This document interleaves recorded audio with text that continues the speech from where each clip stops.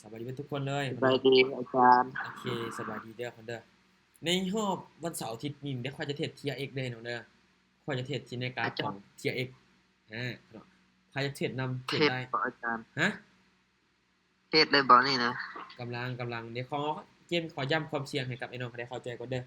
คือต้องรู้กันเนาะไอ้น้องเนาะใครที่อยากเทรดนำสามารถเทรดได้เด้อคนเด้อแต่ว่าความเสี่ยงนี่ถ้าว่าเขาเสี่ยงเขาก็สิ100%มีแต่ว่าถ้าว่าเรายอมรับความเสี่ยงบ่ได้นี่ให้เบิ่งเป็นแนวทางก็ได้ไอ้น้องเด้อนะเดี๋ยวรอบนี่ข้อยจะเทรดในกราฟของ Tier X เด้อคนเด้อเทรดเสาร์อาทิตย์นี่จะเทรดใน Tier X เด้อน้องเด้อโอเคสวัสดีไอ้น้องเบิดทุกคนเด้อที่เข้ามาคนเนาะสวัสดีเบิดทุกคนเลยมาสบายเนาะดีเด้อสบายดีโอเคสบายดีจ้าสบายดีมาไอ้น้องยอมรับความเสี่ยงได้บ่ถ้าว่าเทรดได้เทรดนำถ้าบ่ได้บ่เป็นหยังไอ้น้องเบิ่งเป็นกรณีศึกษาก็ได้เสาร์อาทิตย์นี่ข้อยจะเทรดใน Tier X เลยน้องเด้อ2 มื้อจะเทรด Tier X มา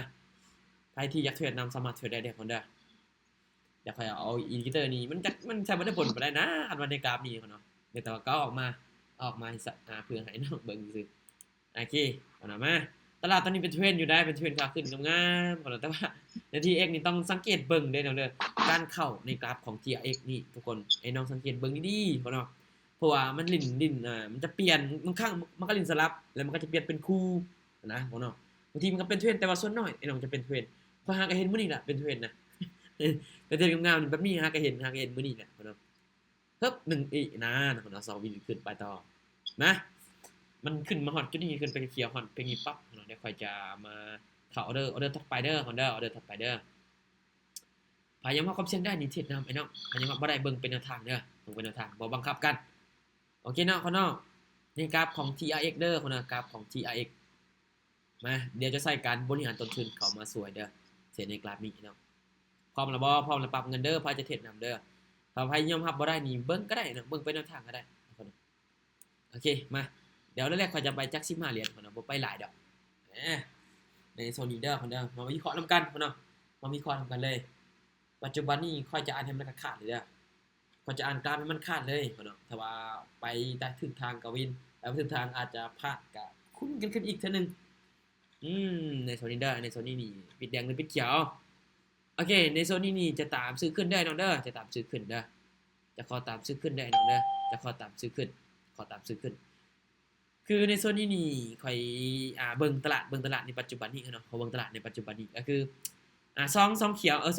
ซองแดงเนาะในปัจจุบันนี้ก็คือจะอ่านว่ามันจะลิ้นคู่ในจุดนี้ลิ้นซองแดงคู่แล้วก็จะไปเกี่ยวหนึงก็เลยขอตามชื่อคนเนาะแต่มันก็บ่แน่นอนคนเนาะกราฟนี่กราฟกบโดดคนเนาะสวิงแฮงลิ้นคนเด้กราฟนี่สวิงแฮงเนาะคือในรอบเสาร์อาทิตย์นี่เขาจะเทรดในกราฟของ TX เลยเนาะเด้อ1วิเป็นไปได้ฮึบโอ้ 1วิดีๆลงมาขึ้นเลยคนเด้อป๊าโถโอเคมามันเป็นหยังคนเนาะมันน่าจะลงมาต่อแหละเพราะมันขึ้นไปสูงแล้วคนเนาะโอเคเมื่อกี้นี่ไป20เหรียญ15เหรียญอันนี้จะไป30เด้อจะไป30เหรียญคนเนาะจะไป30เหรียญโอ้ในโซนนี้นี่โอเคไป33เหรียญเลยเด้อโอเคไป33เหรียญเลยเด้อเดี๋ยวเบิ่งกันอีกทีนึงคนเนาะตลาดปัจจุบันนี้ก็บ่แน่บ่นอนคนเนาะเดี๋ยวเข้าเบิ่งก่อนเพราะว่าตลาดสนี่บายดีอาจารย์โอเคสบายดีเด้อสายสุดมาศึกษาเด้อเพราะว่ามื้อนี้ได้กำไรตามเป้าละหยุดมาศึกษาเบิ่งโอเคดีๆๆเนาะมาศึกษานำกันมาเดี๋ยวมาเทรดในกราฟของ TX นำกันเนาะเสาร์อาทิตย์จะเทรดในกราฟของ TRX เด้อคนเด้อเทรดในกราฟของ TX คือเทรดในกราฟนี้น้องคือเอาหูกันได้น้องเด้อคันดีดก็ดีดพึบพับได้ได้ครับเพิ่นดีดนี่คันดีดก็ดีดแฮงทุกคนมีแต่ว่าครบเนาะแม่นมีแต่ว่าอยากให้ไอ้น้องพยายามเบิ่งเพิ่นก็ได้ศึกษาก็ได้คือมักวันเสาร์อาทิตย์นี่ข้อยจะลองเทรด TX เบิ่งพอเทรดกราฟอื่นตัวอื่นนี่ก็ดีดคือกันเนาะดีดคือกันกราฟอื่นก็บ่อยากปานใดข้อยก็บ่อยากเทรดปานใดเพราะเอากราฟที่มันต่ออยู่ดีกว่ามาทุกคนเนาะเดี๋ยวเบิ่งนี่จะขาดทุนบ่หรือว่าเฮาจะได้กำไรไอ้น้องก็เบิ่งกันเด้อน้องเด้อบ่ว่าจะลินคูพุ่นเนาะนี่พุ่นเนาะนี่ลินคูแล้วโอเคมาออเดอร์ที่2เด้อเขาได้ออเดอร์ที่2มาเบิ่งกันมันจะขึ้นไปอีกบ่พุ่นเนาะขึ้นไปอีกบ่ในส่วนนี้จะขาดลงมาได้น้องเด้อจะขาดลงมาเด้อในส่วนนี้จะขอขาดลงมาได้น้องเด้อจะขอขาดลงมาเด้อสมเจ้าเจมส์จะขอตามมันก่อนเพราะมันลินคูฮากะลินเมื่อกี้นี่ฮากะลิน2เขียวเนาะ2เขียวเด้อในส่วนนี้ก็เลยขอตามขายไปก่อนขอตามไปขายไปก่อนเพราะว่าตลาดในกราฟของ TX นี่มันจะลินอยู่แบบว่าเป็นเทรนสลับแล้วก็อาจจะลินคู่คนเนาะแล้วมันจะสลับแล้วก็ลินคู่แต่เป็นเทรนขาขึ้นขาลง TX เด้อกราฟ TX เด้อกราฟ TX เด้อน้องเด้อในกราฟของ TX เด้อคนเด้อนะ ออเดอร์ที่2เราจะวินได้บ่นี่ไปก่อนฮึบอู้มาแล้วก่อนเอาดิขึ้นไป1วิ1วิก่อนเนาะนะถ้าว่าค่อยจับจุดตลาดได้ ให้มี นี่ ครั้งที่2 แม่นถ้าว่าค่อยจับจุดตลาดได้นี่กำไรโลดเนาะโอเคมาเนาะในจุดนี้เนี่ยน่าจะเดินตามที่ค่อยคิดไว้แหละเนาะตามที่ค่อยคาดหวังไว้แหละโอเคมาเด้อคนเด้อออกนำก็ได้เนาะไอ้น้องเด้อออกนำไปพลาด2มาแล้วปิดแดงนี่ซื้อเด้อคนน่ะปิดแดงจะตามซื้อเด้อไอ้น้องเด้อจะตามซื้อเด้อปิดแดงจะขอตามซื้อเด้อปิดแดงขอตามซื้อเด้อปิดแดงขอตามซื้อเด้อน้องเด้อนะนั่นนี่ขอตามสลับกันขอตามมันสลับเลยคนน้องขอตามสลับเลยในจุดนี้ขอตามสลับคนน้องเนี่ยขอตามสลับคนน้องขอตามสลับเด้อในกราฟของ TX สันสัตญาณมันเล่นน้ำมีนะคนน้องก็เลยขอตามสลับเลยในจุดนี้คนน้องคือค่อยการอ่านกราฟไปเลยถ้าพลาดกับว่าเป็นยังคนน้องก็คือกระจับจุดตลาดอะไรก็อาจจะย่อมหักคนน้องถ้าวินกับวินคนน้องคือจุดนี้นี่เกมจะขอตามสลับขอตามมันห้ากระลินจากแท่ง1 2 3 4กับแท่งนี้คนน้องถ้าปิดเขียวนี่จะเป็นได้บ่ปึ๊บโอเคคนน้องเห็นบ่คนน้องไม้ที่1ที่2บ่วินบ่เป็นหยังคนน้องไม้ที่3วินก็มีกำไรแล้วโอเคคนน้องมาในกราฟของ TX เด้อน้องเด้อเดือดเลยนะคนน้องกราฟ TX นี่เดือดเลยสลับเข้ามาจับจุดตลาดได้นี่โอ้คนน้องกำไรงามเลยค่อยบอกเลยคนน้องมาในปัจจุบันนี้เด้อน้องเด้อทำได้ส่วนได้น้องทำได้ส่วนได้ปิดเขียวแล้วปิดแดงจะซื้อเด้อปิดแดงจะซื้อปิดแดงจะซื้อปิดแดงจะซื้อคนน้องอันนี้จะซ้ำซื้อเด้อตามซื้อคนน้องขอตามสลับได้น้องเด้อขอตามสลับต่อคนน้องอันนี้จะเป็นการเทรดของ TX แต่ว่ามันจะมีจุดที่มันปรับเปลี่ยนก็มีน้องแต่ว่าต้องเบิ่งว่ามันสลับหลายเกินไปละบ่หรือว่ามันหากันเริ่มไอ้น้องต้องเบิ่งแบบนี้คนน้องเวลาเทรดในการของ TX และเมื่อเข้าเด้อไอ้น้องก็ต้องใจนิ่งๆแน่ต้องออกถ้าว่าออกก็ออกคือออกเลยกดคือก็เทรดคนเดียวนี่วันนี้เขาเทรดเนี่ยกดอยู่ที่2วิ1วิค่อยกดหนาคนน้องโอ้โหคนน้องขนาดเลยเช่นรู้สึกว่าทายดีคนน้องเทรดในกราฟ TX 1วิฮึบโอ้คนน้องลงมาต่อแสดงว่าจะเล่นคูแล้วปัจจุบันนี้คนน้องมันสลับจากแท่งละเด็กก็เบิ่งเด้อ1 2 3 4 5คนน้องแท่งมันจะเล่นคูแท่งนี้คนน้องโอเคเมื่อกี้นี่ค่อยไป15อันนี้ไป30เด้อไป33เด้อเดี๋ยวไป33เดือนเด้อเดี๋ยวเบิ่งก่อนเด้อเดี๋ยวค่อยเบิ่งก่อนปัจจุบันนี้เดี๋ยวเบิ่งตลาดก่อนมันจะลงมาต่อบ่โอเคซื้อได้น้องเด้อจะตามซื้อเด้อถ้าลงมาต่อมันจะตามซื้อเด้อคนน้องแต่ว่าขึ้นไปต่อไอ้น้องขึ้นไปต่ออันนี้จังหวะเสียวเด้อไอ้น้องเด้อแต่ก็มีน้องที่จะลินคูอยู่พอมันหากันเริ่มหากันลินคู่นึงนี่คนหากันลินคู่นี้คนหากันลินคู่นี้ทุกเจ้าหากันลินคู่นี้นี่คู่นี้เด้อไอ้น้องเด้อมาถ้าวิเคราะห์คือกันบ่คนน้องเรือวิเคราะห์ต่างคนน้องวิเคราะห์ต่างแล้วเมื่อกี้นี่กดซื้อเนื่องจากมันลงมาเป็นแดงเนี่ยแต่ว่าสุดท้ายก็ดีโตขึ้นไปเนาะอันนี้ข้อเสียของมันเด้อมือตรงไวคนน้องมาต้องเล่นคู่แล้วคนน้องมา1วิสุดท้ายนี่ขึ้นไปเป็นเขียวแน่นอนแหละเห็นบ่ฮึบทุกคนก็เราเล่นคู่แล้วก็เปลี่ยนอีกเล่นคู่แล้วก็เปลี่ยนทุกคนเด้อในกราฟของ TX เด้อน้องเด้อพอที่เข้ามาใหม่เทรดในกราฟของ TX เด้อน้องเด้อพอยังมาความเสี่ยงว่านี่บ่ต้องเทรดนำก็ได้น้องเด้อพอยังมาความเสี่ยงบ่ได้บ่ต้องเทรดนำใครก็ได้คนน้องโอเคมาเดี๋ยวค่อยจะเทรดในกราฟของ TX นี่แหละคนน้องจะบ่เปลี่ยนกราฟโอเคคนน้องมา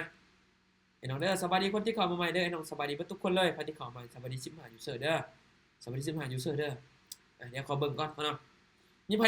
ดิตามสลับบ่โซนี่มีไผออกบ่ในโซนี่มีไผตามสลับบ่คนน้องในโซนี่นี่ก็อยากสลับอยู่ได้ตามมันอยู่ได้แต่ว่าออกบ่ทันเดี๋ยวคนออกบ่ทันสวัสดีเด้อหมู่เพื่อนทุกคนของพอที่เข้ามาสวัสดีทุกคนเลยสวัสดีทุกคนเด้อในกราฟของ TX เด้อขอเทรดในกราฟของ TX เด้อน้องเด้อในกราฟของ TX มือต้องไวเน็ตต้องไวอีกน้องเด้อใจต้องนิ่งอีกพอจะเทรดในกราฟที่กราฟตัวกบโดดทุกคนเนาะตัวกบเดือน6นี่จะโดดมาปิดแดงฮึบปิดเขียวคูเฉยเนาะไอ้เจมส์ที่มาตึงในกราฟ TRX เลยเนาะวันนี้เนาะ เดี๋ยวเราจะเทรดในกราฟ TX เด้อเสาร์อาทิตย์เฉพาะเสาร์อาทิตย์ขอจะเทรดในกราฟ TX คนเนาะเฉพาะเสาร์อาทิตย์เด้อน้องเด้อเฉพาะเสาร์อาทิตย์จะเทรดในกราฟ TX เบิ่งมั้ยสนใจเดี๋ยวเราประกันต่อเด้อประกันต่อสนใจประกันต่อปัจจุบันนี้ลินในระดับนี้เด้อให้เบิ่งก่อนลินในระดับนี้ลินในระดับนี้โอเคในโซนนี้จะตามซื้อขึ้นเด้อจะตามซื้อขึ้นได้น้องเด้อจะขอตามซื้อขึ้นได้น้องเด้อจะขอตามซื้อขึ้นได้ทุกคนเนาะมาทุกคนเนาะในออร์นี่ต้องปิดเขียวแล้วนะเนาะออร์นี่ต้องปิดเขียวแล้วเนาะในโซนนี้ทุกคนเนาะแต่ก็มันก็ดีนี่ทุกคนเนาะคือลักษณะมันลินในกรอบราคาเนาะลินในกรอบราคาเนาะคือในโซนนี้ควรจะตามสลับมันจะตามสลับอย่างเดียวเนาะเพราะว่าการเทรดในกราฟ TX นี่การที่ค่อยเบิ่งเนาะส่วนหลายมันจะลินคู่กับสลับเนาะตามที่ค่อยเบิ่งแต่เป็นเทรดนี่ค่อยกับบ่เคยเห็นมาได้แต่ส่วนน้อยจะเห็นดึกๆก็เห็นอยู่ แต่ว่าส่วนน้อยไหมครับโอเคคนน่ะเห็นป่ะ TX ได้เนาะเด้อ TX ได้เนาะเด้อเทเลกราฟของ TX สุดเจ้าแต่ไพ่ว่าถ้าไพ่ยังมากลมแฉกมาได้นี่แล้วพวกเจ้าเราทานจังหวะนี่โคตรง่ายเลยเด้ TX อันนี้ได้ยากมันบ่ได้ยากกว่ากราฟอื่นได้ที่พวกเจ้าจะสั่งกันได้ถ้าพวกเจ้าใจนิ่งแล้วพวกเจ้ากล้าไอ้น้องพวกเจ้ากล้ามาเดี๋ยวค่อยไปต่อไอ้น้องไปต่อเด้อไปต่อโอเคอันนี้จะตามสื่อเด้อจะขอตามสื่อแรกเนาะในส่วนนี้ขอตามสลับอีกทุกคนเนาะขอตามสลับเด้อขอตามสลับอีกเช่นนึงเพราะว่า5ก็เริ่มเนาะ5ก็เริ่มไอ้น้อง5ก็เริ่มเด้อคนนึง5ก็เริ่มมาในส่วนนี้ก็เลยขอตามสื่อเด้อน้องเด้อขอตามสื่อ5วิขอเอิ้น5วิเด้อน้องเด้อขอเอิ้น5วิใครอยากเทรดนำก็สามารถเทรดได้เนาะแต่ว่าในกราฟนี่ก็คือฮู้กันเนาะมันสวิงไปสวิงมามันเล่นในกรอบราคาด้านข้างนี่น้องนี่กรอบเส้นราคาด้านข้างนี่พวกเจ้าเห็นเนาะพวกเจ้าซูมเข้าเบิ่งพวกเจ้าจะเห็นตากะโลนี่เนาะเส้นตากะโลนี่เนาะจะสลับเป็นเขียวมาได้บ่เนาะในจุดนี้4 3 2 1โอเคเนาะเห็นบ่เนาะเนาะหลังๆมานี่อาจเปิดแรกๆมาอาจจะประมาณนี้เนาะอาจจะขี้ร้ายแน่แต่ว่าหลังๆมานี่ก็เขียวให้เฮาดีอยู่เด้เนาะโอเคเนาะมาทุกคนเนาะเดี๋ยวเฮาไปกันต่อเด้อเนาะไปต่อไปที่ยอมรับบ่ได้บ่ต้องเทรดนำค่อยคือในจุดนี้นี่คือในห้องนี้ค่อยจะเฉพาะวันเสาร์อาทิตย์นะเจมจะมาเทรดในการของ TX ให้น้องเบิ่งเป็นแนวทางของน้องแต่ว่ามือต้องไวแน่คือแบบนี้โอเคเอานี่จะตามซื้อขึ้นเด้อจะตามซื้อขึ้นได้น้องเด้อโอเคเนาะดักเลยเนาะดักเลยสุเจ้าขอดักเลยเด้อเดี๋ยวนี้ขอดักเลยสุเจ้าขอดักเลยทุกคนขอดักเลยเดี๋ยวนี้ขอตามซื้อเนาะเนื่องจากเจมยังเบิ่งตลาดสลับอยู่จะขอตามตลาดเลยเนาะในการเทรดของ TX นี่อันที่1คนเนาะใจเราต้องนิ่งแน่เนาะบวกกับเราต้องยอมรับความเสี่ยงให้มันได้เด้อและไอ้เราต้องกล้าเราต้องกล้าถ้าว่าได้กันได้หลายถ้าว่าเฮาก็เสี่ยงก็เสียหลายแต่ว่าทั้งนี้ทั้งนั้นเราก็บ่แนะนำให้น้องเทรดดอกแต่ว่าให้น้องศึกษาเบิ่งเห็นบ่เนาะเนาะกินเต็มแล้วคนแบบนี้ทุกคนเนาะเนาะกำไรกันถือว่าพอมีนี่ก็หลายเติบกันคนเนาะข่อยเอางบมาอยู่200บาทที่คนทำแรกๆแม่นบ่แดนข่อยก็บ่จริงเท่าไหร่ประมาณ280บาทนี่แหละ280บาทนี่แหละเนาะ280บาทค่อยก็เอางบมาประมาณนั้นเนาะโอ้แต่สลับมันมาหลายได้สลับกันมาหลายได้โอเคสลับมาหลายเลยทุกเจ้าสลับมาหลายได้ปัจจุบันนี้โอเคซื้อได้น้องเด้อจะตามซื้อเด้อตามซื้อคนขอตามซื้อคนเนาะโอ้เดี๋ยวนี้คนเนาะป้าคนเนาะไปเกี่ยวงานประจักษ์นี่คนเนาะมีบ่มีไผได้เทรดนำข่อยตีเนาะบ่มีไผได้เทรดนำข่อยตีเนาะเพราะว่ากราฟ TX นี่ไผจะเทรดนำต้องยอมรับความเสี่ยงได้แท้ๆคนเนาะตอนยังความเสี่ยงได้แท้ๆเลยไปจะเทรดนำคนเนาะเพราะว่าถ้าว่ามันดีดก็ดีดแฮงดีเด้สมจัดได้ดีดแฮงนี่บ่เป็นตาวินก็ยังให้วินบ่เป็นตาบ่วินก็ยังวินได้เนาะนะคือแบบนี้นี่คือดินลงอยู่เป็นเขียวแท้ๆเลยฮึบคนเนาะเป็นครูเลยทุกคนเนาะโอ้มาลินสลับมาแล้วคนเนาะลินสลับมาแล้วคนเนาะสวัสดีเด้อแม่เฒ่าเอ้ยสวัสดีเด้อเอ้ยข้าของข้าก็เข้ามาเนาะสวัสดีจ้าแม่เฒ่าบ่กล้าเสี่ยงติครับตัวนี้ เจ้าสบายดีลูกเคย สวัสดีเด้อสวัสดีจ้ามื้อนี้เทรดในการ TX เด้อมื้อนี้เทรดลงเทรดในการ TX เด้อมื้อนี้เทรดในการ อ๋อ TX บ่แม่นสิพาแม่เฒ่าตกเหวบ่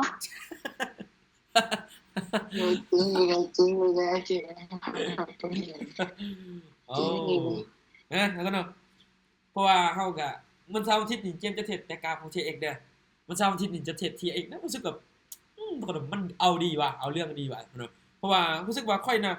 เวลาเทรดกราฟอื่นทำเป็นวันเสาร์อาทิตย์นะเวลาเทรดแล้วมันกระดิดกว่าอันนี้แน่คุณเจ้าได้แต่ว่าค่อยฮู้ว่ากราฟ TX มันจะดีดแบบนี้แล้วเฮามาเทรดนี่แล้วเฮาจับจุดตลาดได้ช่วงที่มันสลับนี่พวกเจ้าสร้างกำไรดีบ่ยากเลยอันนี้ได้ขอแท้เลยคุณเจ้านะถ้าพวกเจ้าฮู้ช่วงที่มันสลับนะช่วงที่มันแบบนี่โอ้ยคนกำไรนี่จำสิเอาเลยแต่ว่าไอ้น้องก็ต้องกล้าๆนี่คนต้องกล้าๆนี่เลยเวลาเทรดในกราฟของ TX คนมั้ยคนเดี๋ยวเฮาไปกันต่อได้น้องเด้อไปกันต่อสนใจเด้อโอเคโอ้ในส่วนนี้ปิด ตึงหน่อยเจมช่วง5วิยังยิ้มเนาะตึงช่วง5วิ จุดนี้จะขายได้น้องเด้อจะขายขอขายลงมาเด้อขอขายลงมาทุกคนเด้อจุดนี้ขอตามสลับอีกทีนึงเพราะว่ามันลิ้นคู่แล้วก็ลิ้นเขียวแล้วก็ลิ้นสลับในจุดนี้ขอตามสลับเลยนะขอตามสลับเลยเด้อในโซนนี้เดี๋ยวคนแต่โซนนี้ก็ขึ้นไปยาวของเราขึ้นไปยาวได้ขึ้นไปยาวนี่แต่ว่ากราฟนี่บ่แน่นอนเห็นบ่โอ้ทุกคนมาทุกคนกราฟ TX ได้เนาะเด้อค่อยเช็คในกราฟของ TX ทุกคนใครที่อยากช่วยนำ สามารถเทรดได้ส่วนได้เนาะโอเคเนาะมาโอเคเนาะเห็นบ่เนาะหวานเจี๊ยบเนาะเนาะสวัสดีผู้คนทุกคนเด้อพอที่เข้ามาสวัสดีทุกคนเลยเนาะสวัสดีผู้คนทุกคนเลยเนาะโอเคมาเดี๋ยวค่อยจะเทรนในการของ TX เด้อฮอปปี้เด้อเฉพาะวันเสาร์อาทิตย์เด้อน้องเด้อเจอกับข่อยได้เนาะเกมจิสุดหล่อคือเก้าพี่น้องมาคนเนาะหยอกนำกันได้เด้อน้องเด้อในโซนนี้เนาะเป็ดเขียวบ่โอเคขายเด้ออันนี้ขายลงมาเด้อน้องเด้อขายลงมาเด้อเฮ้ยขึ้นไปแม่สุดท้ายฮึบอุ้ยทุกคนเนาะแต่ว่าปิดแดงก่อนเดี๋ยวจุดนี้ก่อนจุดนี้ปิดแดงก่อนเว้ยจุดนี้ปิดแดงเด้อไอ้น้องเด้อจุดนี้ปิดแดงก่อนโอ้ยก่อนเนาะอันนี้ยังหวาดเสียวเด้อไอ้น้องยังหวาดเสียวโดดในจุดนี้ยังหวาดเสียวอยู่โอเคมันเป็นยังก่อนเนาะมีโอกาสลงมาเสียลงมาทุกคนเสียลงมามันจะลงมาโซนนี้นะก่อนเนาะเดี๋ยวมันขึ้นไปหยอกนำกันทุบลงมามันจะเล่น3แดงแล้วมันจะขึ้นเคียวยาวต่อเห็นล่ะแม่นแท้แหละฮึบลงมาทุบได้บ่บ่ได้ซ้ำทุกคนเสียดายเอากินเนาะมันบ่ปิดเขียวเว้ยเอากินมีแทงนี้นะถ้าแทงที่ค่อยวิเคราะห์ปิดเขียวนี่ใครบอกเลยเนาะนี่ขึ้นมันปิดแดงแน่นอนเนาะมาเดี๋ยวเราไปกันต่อเด้อสังเกตเบิ่งจุดนี้เนาะนี่บอลคอนเทนต์ลูกศรนี่สุดเจ้าสังเกตเบิ่งเด้อมันจะมีอยู่บนนี้เนาะนี่จุด1ของเรานี่ก็จุด1เด้อของเราใช่ละนี่ของเรา5กะลิประมาณนี่จุด1ของมันของเราจุด1ของมันเด้อสังเกตเบิ่งว่ามันเล่นคูลแล้วมันก็จะรับต่อสังเกตเบิ่งเลยเนาะเด้อมันเล่นคูลแล้วมันก็จะรับต่อของเด้อต้องไวเนี่ยต้องไวเนี่ยได้เวลาเทรดกับพี่ต้องไวให้น้องเด้อมีไพ่ได้ตามซื้อบ่มีไพ่เทรดบ่มีไพ่กล้าบ่เนาะ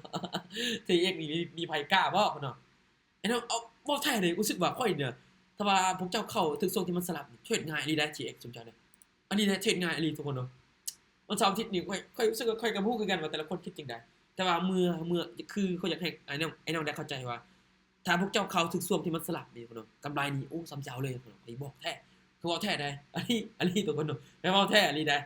มาทุกคนเนาะถ้าพายยอมรับบ่ได้นี่ก็มีแต่อยากให้น้องศึกษาเบิ่งก่อนเด้อนะศึกษาเบิ่งก่อนโอเคเนาะพ่อเนาะยอมรับบ่ได้มีแต่ศึกษาเบิ่งก่อนพ่อเนาะพ่อเนาะเดี๋ยวนี้มันจะเล่น3แดงบ่เล่น3แดงคือจุดนี้บ่นี่จุดนี้พ่อเนาะนี่คือ3แดงจุดนี้บ่นี่จุดนี้บ่เล่น3แดงบ่ฮึบโอ้พ่อเนาะเป็นเขียวอยู่ในจุดนี้โอ้ยพ่อเนาะจะเอิ้นอยู่ได้แต่ก็ค่อยจะเอิ้นแต่5วินะพ่อเนาะถ้ามันเกิน5นั่นล่ะค่อยจะบ่เอิ้นเด้อนะจะบ่เอิ้นจนไอ้น้องยันมาทันเนี่ยไอ้น้องจนไอ้มีคิดว่าโอ้เอิ้นซ่าแท้นะก็เลยขอผ่านก่อนเจอส่ง5วิเอาค่อยจะอ่านให้มันขาดเลยทุกคนกราฟนี่ถ้าว่าค่อยวิเคราะห์ได้ค่อยจะอ่านให้ขาดเลยถ้าว่าค่อยวิเคราะห์บ่ได้ก็อาจจะบ่เอิ้นเนาะบ่เอิ้นถ้าว่าค่อยวิเคราะห์ได้จะเอิ้นเด้อคนเด้อมาเนาะไปที่ยอดความเชื่อได้เทรดนำย้ำให้กับไอ้น้องเลยน้องย้ำแท้ๆเลย วินจักออเดอร์ละจ้ะ โอ้วินหลายเติบได้นี่ไอคิวเข้ามาบ่นี่แม่นบ่เสียบให้นี่ค่อยบ่จื้อเด้อบ่เฮาก็เข้ามานี่โอเคมาวินหลายออเดอร์เติบได้นี่มาคนเด้อมาโอ้นี่ต้องวินเด้อคนเด้อคนเด้อมาคนเด้อเดี๋ยวไปกันต่อบินลินคูบ่ดิลินคูบ่จะเล่นคูบ่นี่ TX เด้อ TX เด้อน้องเด้อ TX เด้อแต่จุดนี้มันคือลินคูอยู่โอเคซื้อได้น้องเด้อซื้อจุดนี้ซื้อคนเด้อโอเคคนเด้อคือลินคูอยู่ปัจจุบันนี้ลินคูอยู่บริเวณนี้เดิน1แล้วก็2ตัวนี้แทงนี่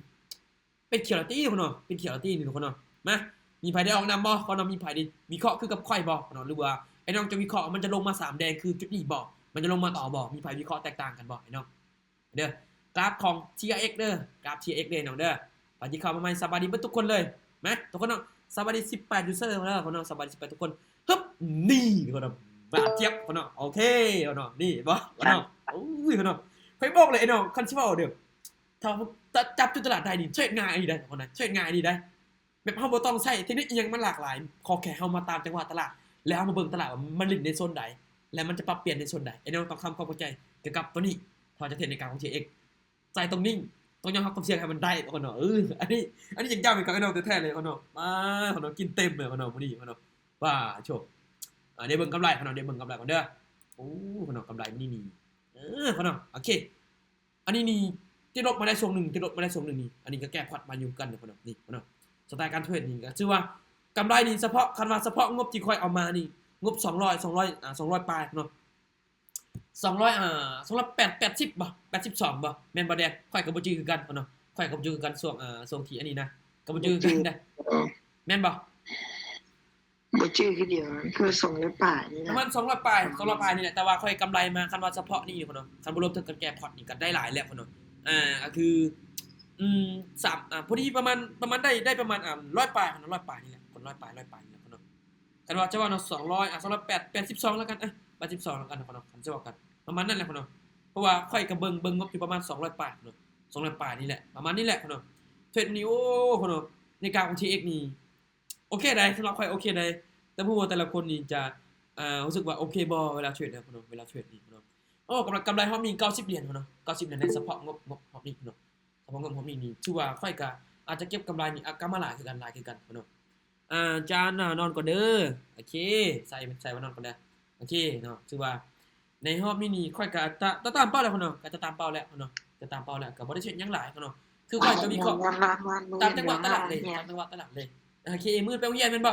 มื้อไปโรงเรียนบ่เดือนนี่ โอเค แม่นๆ ก็มีแต่ว่า ไปนอนกัน อย่างไรน้องเนาะบ่เข้าใจตอนใดสามารถถามเจมส์เด้อเดี๋ยวสามารถถามขึ้นได้เนาะเพราะว่าบางคนอาจจะเข้ามาซ่าในสามารถถามเด้อเดี๋ยวถามรถคนเนาะกำไรมื้อนี้คนเนาะงามๆเลยคนเนาะบ้าคนเนาะรอบนี้นี่กำไรงามดีเด้อเขียวหลายสุดคนเนาะจังได๋แต่ละคนเด้โอ้บวก20บ่บวก20พอละติโอ้บวก20ก็ตึงละติ IQ บัดนี้บวก20พุ่นน่ะเงินแป๊บเดียวนั้น 4-5 แสนแล้วจะเอาทำได้นี่ตึงละเด้สามีนี่แม่นบ่แต่ละคนแม่นบ่ได้20เหรียญนี่ไอ้น้องจะพอบ่หรือว่าจะไปต่อ ขอกินน้ำมื้อนึงกับเพิ่นเด้อ ไปต่อแม่ค่ะกลับไปไม่เดียว ไปเท่าเพิ่นว่านั่นอีเนาะโอ้ไปไม่เดียวเนาะออกหลายไม้นี่เด้ไปไม่เดียวมื้อนี้ ฮะ โอ้ยพักก่อน ไปเติม ฮะ ไปต่อมื้อนี้พอแล้วพักก่อนแล้วตามเป้าแล้วเด้ตามเป้าแล้วนี่ก็ได้อันนี้นี่จะกระเทศบ่ได้หลายไม้ดอกไอ้น้องเทศบ่หลายไม้ดอกก็มีแต่ว่าไอ้น้องต้องกล้าเด้อเวลาเทศที่ไอ้น้องต้องกล้าได้บ่แท้เด้ไอ้น้องต้องกล้านี่ไอ้น้องต้องยังรับความเสี่ยงได้อีกเนาะเพราะว่าค่อยเทรดก็อาจจะก็วิเคราะห์ตามคือไอ้น้องเห็นนี่แหละตลาดไปไม่ได้ก็ไปตามมันแต่ว่าสำคัญเฮาก็ต้องมีความกล้าในกับตัวเองสำนักการเทรดในกราฟถึง TX เนาะเด้อใจต้องนิ่งอีกตัวคนเนาะเวลาเทรดตัวคนเนาะใจต้องนิ่งกักๆตัวคนเนาะกันบ่นี่ตายแท้ๆเลยคนเนาะก็มีแต่ว่าให้น้องพยายามศึกษาเขาว่าจะเทรดก็พยายามศึกษาเบิ่งก่อนแต่สำหรับข้อยนี่ค่อยตามที่ข้อยเบิ่งเนี่ยมันสร้างกำไรได้ง่ายกว่ากราฟอื่นอีกได้ถ้าว่าเฮากล้าเนาะถ้าว่าเฮากล้าเด้อถ้าว่าเฮากล้าอันนี้ก็บ่แนะนำให้กับไอ้น้องแต่ว่าก็พยายามให้ศึกษาเอา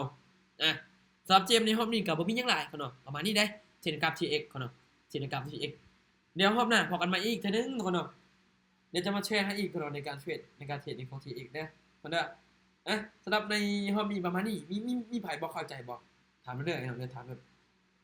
มีบ่แต่ละคนมีบ่ไอ้น้องมีบ่โอ้บางคนหาก็เข้ามาก็มีเนาะบางคนหาก็เข้ามาก็มีบ่บางคนมีบ่